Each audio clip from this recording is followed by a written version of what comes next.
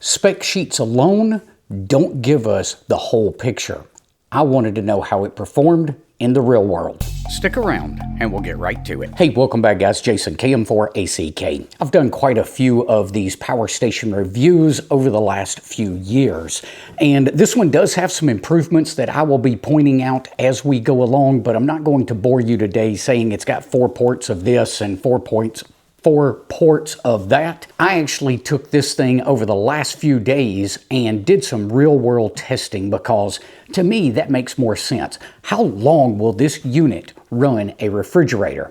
How long will it run, say, multiple appliances? Well, I've done that testing for you so you could see exactly how it would hold up. So I've tested a refrigerator, I've tested running a space heater to see how long that would happen, I've tested running multiple appliances at one time, and I've checked solar recharging on this with my 400 watt foldable solar panel.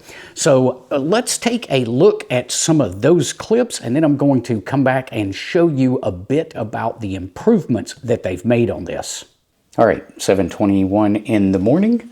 I just plugged this up to start this test. There's the battery level at 100%. Let's see how long it's going to run this refrigerator. All right, let's see how long it's going to run a space heater. Right now we are at 100%. Let's go ahead, got to turn the AC side on. There we go. And let's go ahead and start that up. Should come on in just a second here. And let's see, we're pulling about 650, 680, 700 watts. It's not going to take that 700 watts long to draw it down. All right, showing 2.2 hours. We'll check back on this in a few minutes. We're up to 900 watts right now. Let's see where it maxes out at. 973. All right, there's a little over 1,000. All right, we'll check back on this in a few minutes. All right, so now we're going to do something that you guys might actually do during a power outage. Notice it's roughly 230, 228 to be exact. And we are currently drawing about 515 watts out of this unit. I've got a couple of battery packs being charged. This one's getting 61 watts at a time into it. It was actually completely dead. This one was not dead, but it looks like it's getting 130 watts coming into it.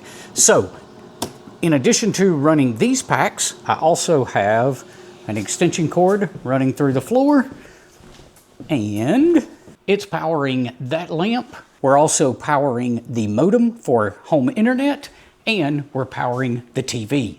Let's check on this in a couple of hours and see how it's keeping up. Okay, so here's just one of the improvements they've made with this Anderson power port right here. I'm gonna go ahead and put the probes in, and you can see that it's putting out roughly 12 volts right now, but check this out.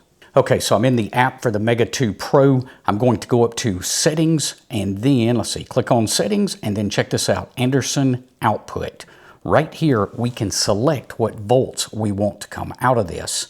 So let's move this up to 56 volts. I'm going to bump that screen so we can see it a little better. And I'm going to click Save inside the app. Now it will give you this warning that says changing the Anderson output voltage will take effect immediately and may affect connected devices. Do you want to proceed? So I'm going to say yes. I don't have anything connected there. So now we should be seeing 55 volts out of this. So let's see if that holds true.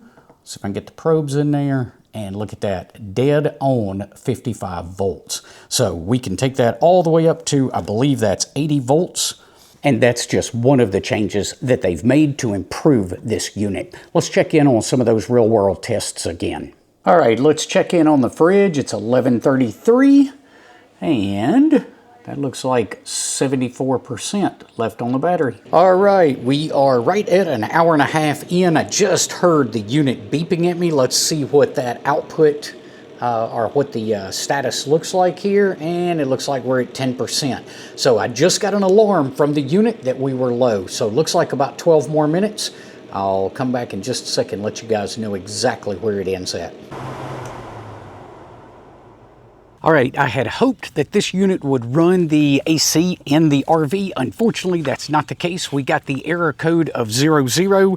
Looking in the manual, that's an overload. So if you need to run even a small 30 amp RV and you want to use the AC, you're going to have to upgrade to the Mega 3. Another change they've made to this unit is the slide switch right here below the Anderson port. So this is used for both input and output, depending on which way you have this slide switch. All right, so for the solar charging today, we're going to be using this OptiSolex 400 watt panel. This is that cool panel that you can split in two, and it's two 200 watt panels, or you join them together for one 400 watt panel.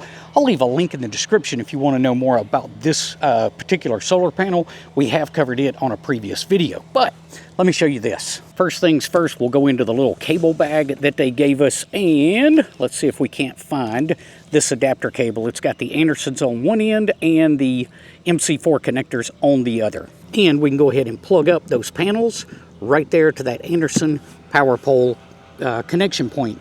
And we should start getting some solar coming into this thing. There we go. I hear it turning on. Don't know if we can see that or not, but I'm seeing about 60 watts right now. It is low, that's why it's beeping at us. And as the sun comes out, we should get quite a bit more power here in just a few minutes. All right, it's late. I just rolled home, 9:45 at night. And let's see how much solar we managed to gather today. And there we go. We managed to get 56% with a solar panel after I dropped that solar panel on the ground at 1 o'clock this afternoon. So we'll have to finish this one up in the morning.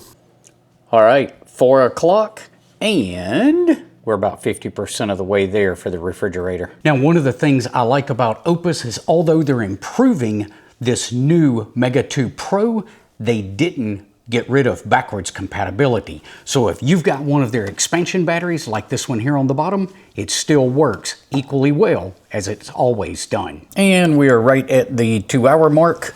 And look at there, we've drawn about half of the battery, which isn't too bad. All right, here we are, 9 o'clock, and we are down to 14%. It'll never make it overnight, so I'm gonna wrap it up right here, and this is as close as we're gonna get to zero, because I'm not gonna let my fridge go dark overnight. All right, you might have heard just a little bit of that beeping. I did get an E49 error. I'm gonna have to look that up and see what it says. 5% left, and it's telling us 7 minutes on the battery. So I've become a big fan of the Mega lineup. They're 1, 2, and 3. I've had the 1 and the 3 for probably a couple of years now. I know I've had the 1 the longest, and that's the one I use the most for little projects around the house when we need to run maybe a skill saw or a table saw. I grab that thing all the time. So it has definitely seen the most use. The Mega 3 is the one that goes with me in the truck every time we pull out with the RV. But this Mega 2 sits in that sweet spot right between the 1 and the 3, because I will have to admit, that 3 is a beast when you have to pick it up and put it in the back of the truck. This one weighs quite a bit less than it, but is quite a bit more capable than the Mega 1. So I hope you enjoyed today's content and this different format. To me, it just makes more sense than sitting here telling you what all the specs are on this particular unit. You guys are smart enough to go over to the website and read through all the specs for yourself. If you found today's information helpful, be sure to give us a thumbs up before you head off. We will see you guys on the next one. Until then, 7-3.